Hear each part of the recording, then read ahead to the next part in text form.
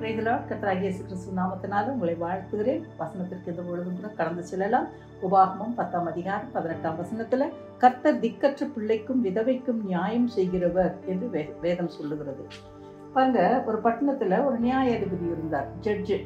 அவர் எப்படிப்பட்ட மனுஷன்னு சொன்னா, அவர் தேவனுக்கும் பயப்பட மாட்டாரு, அவர் மனுஷனையும் மதிக்க மாட்டாரு. ஆனாலும் அந்த பட்டணத்துல இருந்த ஒரு விதவை தன்னுடைய எதிராளி கூட ஒரு காரியம் இருந்ததுனால ஒவ்வொரு நாளும் அந்த மனுஷங்கிட்ட போயிட்டு சொல்லிக்கிட்டே இருக்கிறாங்க, பாருங்க இந்த எதிராளி இப்படி பண்றான், நீங்க தான் நியாயம் கொடுக்கணும், நீங்க தான் நியாயம். வெகு நாளா இந்த அம்மா கேட்டுக்கிட்டே இருந்தாங்க. ஆனா இந்த மனுஷன் ஆன்சர் கொடுக்குற மாதிரி இல்லை.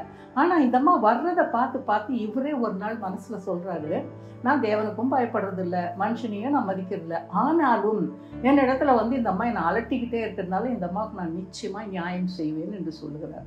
இந்த இடத்துல கர்த்தர் சொல்லுகிற காரியம் என்ன என்று சொன்னால், கர்த்தர் அவர்களை நோக்கி, அநீதியுள்ள அந்த நியாயாதிபதி சொன்னதை சிந்தித்து பாருங்கள், அந்தபடியே தேவன் தம்மை நோக்கி இரவும் பகலும் கூப்பிடுகிறவர்களாகிய தம்மால் தெரிந்து கொள்ளப்பட்டவர்களின் விஷயத்தில் நீடிய பொறுமையுள்ளவராயிருந்து அவர்களுக்கு நியாயம் செய்யாமல் இருப்பாரோ, சீக்கிரத்திலே அவர்களுக்கு நியாயம் செய்வார் என்று இயேசு கிறிஸ்து சொல்லுகிறார். இன்னைக்கு இந்த வீடியோ பார்த்துட்டு இருக்கிற உங்களுக்கு எதுல நியாயம் கிடைக்கல, ஜெபிங்க. ஆண்டவரை பார்த்து இடைவிடாம ஜெபிங்க, நிச்சயமாய் நியாயம் செய்வார். ஜெபிப்போமா? எங்களை அதிகமாய் நேசிக்கிறதானே எங்கள் ஜீவனுள்ள நல்ல தகப்பனே, இந்த அருமையான வேலையிலும் கூட கர்த்தாவே, விதவைகளுக்கும் திக்கற்றவர்களுக்கும் கர்த்தாவே நியாயம் செய்கிற தேவன், இந்த வீடியோவை பார்த்துட்டு இருக்கிற பிள்ளைங்க அப்பா, ஒருவேளை சொத்து பிரச்சனையினால நியாயம் கிடைக்காம இருக்கலாம், அல்லது பண பிரச்சனையில நியாயம் கிடைக்காம இருக்கலாம், வட்டிக்கு மேல வட்டி கட்டி அசல் கட்ட முடியாம இருக்கலாம்.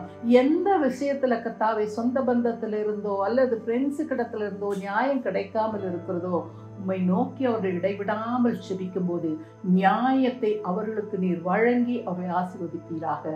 இயேசுவின் ரத்தம் ஜெயம், இயேசுவின் நாமத்தில் பிதாவே, ஆமேன், ஆமேன்.